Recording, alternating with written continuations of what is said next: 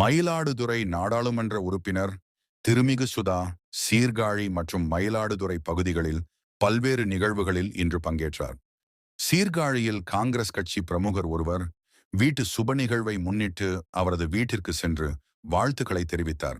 அதோடு அந்த பகுதி பொதுமக்களையும் சந்தித்து அவர்களது குறைகளை கேட்டறிந்து உரிய தீர்வு ஏற்படுத்தப்படும் என்ற உத்தரவாதத்தையும் வழங்கினார். பின்பு மயிலாடுதுறை பயணியர் விடுதியில் பொதுமக்களின் குறைகளை கேட்டறிந்தார். அப்போது மயிலாடுதுறை திமுக ஒன்றிய செயலாளர் திரு மூவலூர் மூர்த்தி திருமிகு சுதாவை சந்தித்து பொதுமக்களுக்கான கோரிக்கைகள் குறித்து பேசினார். அதன் பிறகு மயிலாடுதுறை ரயில்வே சந்திப்பிற்கு சென்றவர் அங்கு மாவட்ட ஆட்சித் தலைவர் உடனான சந்திப்பிற்கு பிறகு தெற்கு ரயில்வே பொது மேலாளரிடம் புதிய கட்டிடங்கள் கட்டப்பட்டு வருவதில் உள்ள குறைபாடுகளை சுட்டிக்காட்டி பேசினார்.